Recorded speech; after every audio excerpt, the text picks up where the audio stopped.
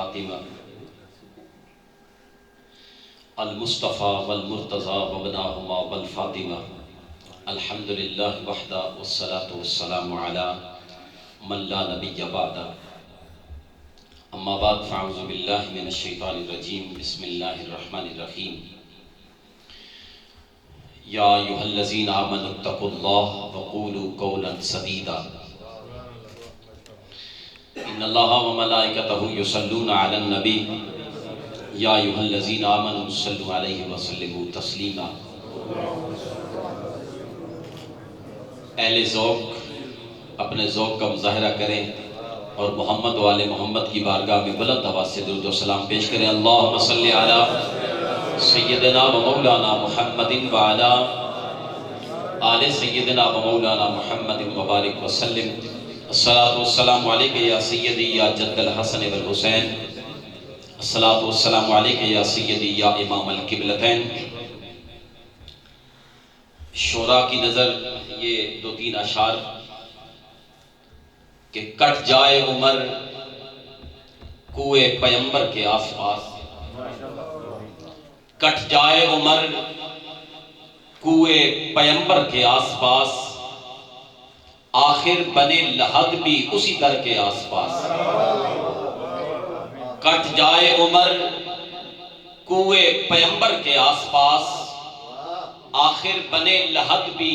اسی در کے آس پاس۔ یوں زندگی گزار دوں پڑھتا رہوں درود،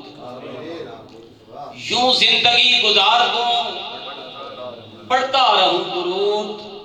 بیٹھا رہوں میں روضہ انور کے آس پاس، بیٹھا رہوں میں روضہ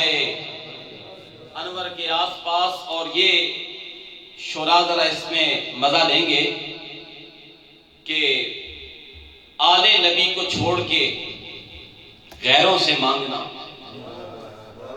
آل نبی کو چھوڑ کے غیروں سے مانگنا، جیسے کہ پھول ڈھونڈنا کیکر کے آس پاس۔ آل نبی کو چھوڑ کے غیروں سے مانگنا، جیسے کہ پھول ڈھونڈنا کیکر کے آس پاس۔ اور یہ دعائیہ جملہ ہے، جنت میں میرا باپ ہو قرب حسین میں، جنت میں میرا باپ ہو قرب حسین میں، اور ماں کا گھر حسین کی مادر کے آس پاس۔ جنت میں میرا باپ ہو قرب حسین میں، اور ماں کا گھر حسین کی مادر کے آس پاس۔ کٹ جائے عمر کوئے پیمبر کے آس پاس،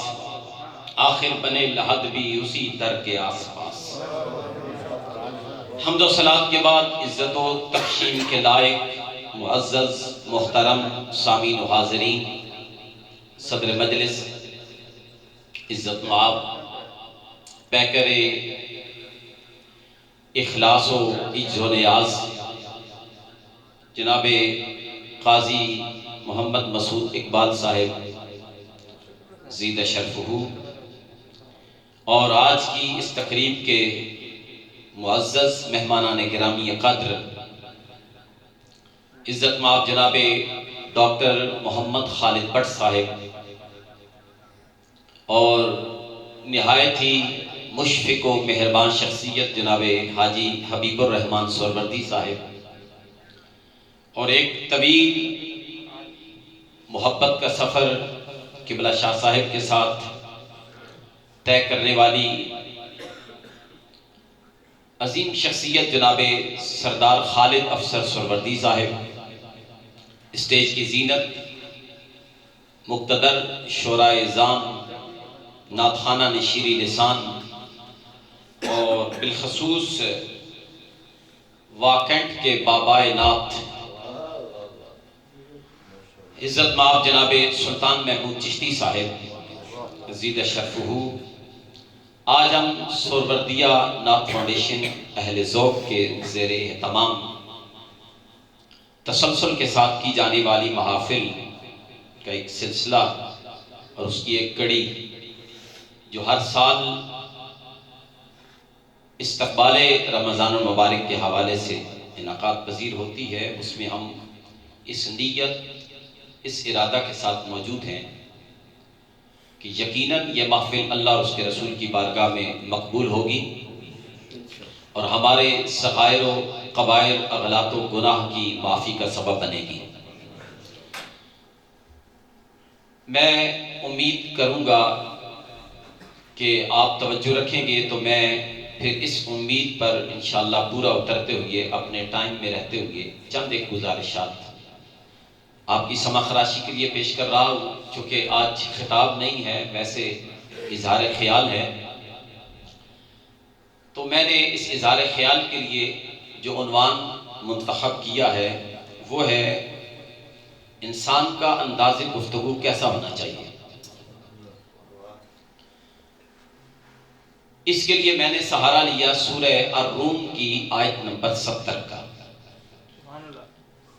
اللہ رب العزت نے قرآن مجید فرقان حمید میں ارشاد فرمایا، یا ایھا الذین آمنوا، اے لوگو ایمان والو، اتقوا اللہ، اللہ سے ڈرو، تقوی اختیار کرو، وقولوا قولا سدیدا،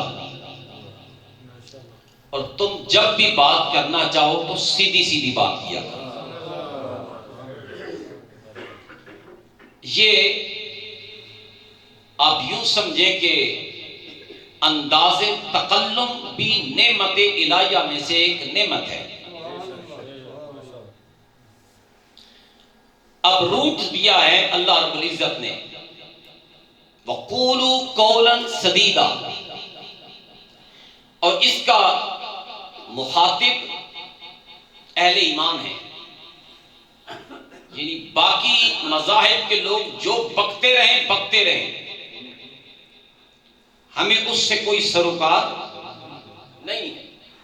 لیکن اہل ایمان کا خاصہ یہ ہونا چاہیے وَقُولُوا قَوْلًا سَدِيدًا، وہ جب بھی بات کریں تو اہل ایمان کا طرہ امتیاز یہ ہونا چاہیے وہ بات سیدھی کیا کرے۔ اب وہ بات کون سی ہے جو سیدھی کرنی ہے؟ قرآن نے اس کی نشاندہی کی سورہ النساء کی آیت نمبر 5 میں۔ اللہ رب العزت نے ارشاد فرمایا، وَقُولُوا لَهُمْ قَوْلًا مَعْرُوفًا، جب بھی تم نے بھلائی کی بات کرنی ہے تو سیدھی بات کرنی ہے، نیکی کی دعوت دینی ہے، بھلائی کی طرف بلانا ہے تو بالکل سٹریٹ فارورڈ بات کرنی ہے، اس میں رد و یابس نہیں ہونا چاہیے، اس میں افراط و تفریط نہیں ہونا چاہیے۔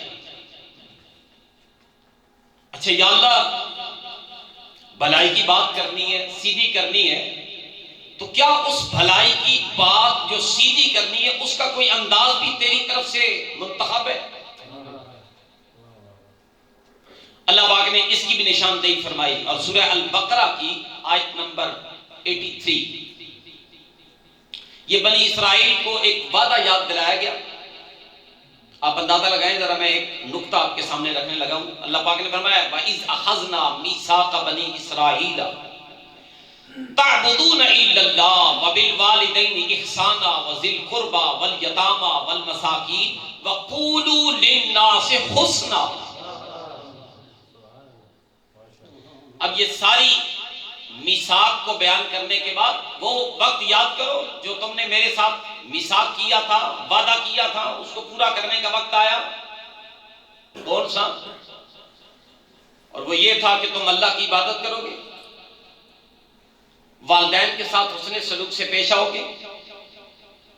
اور قرابت داروں کے ساتھ بھی حسن سلوک کے ساتھ پیش آؤ گے، یتیموں کے ساتھ حسن سلوک سے پیش آؤ گے، مسکینوں کے ساتھ حسن سلوک سے پیش آؤ گے، وَقُولُوا لِلنَّاسِ حُسْنًا، اور تمہارا انداز تکلم اور بات کرنے کا انداز یہ ہونا چاہیے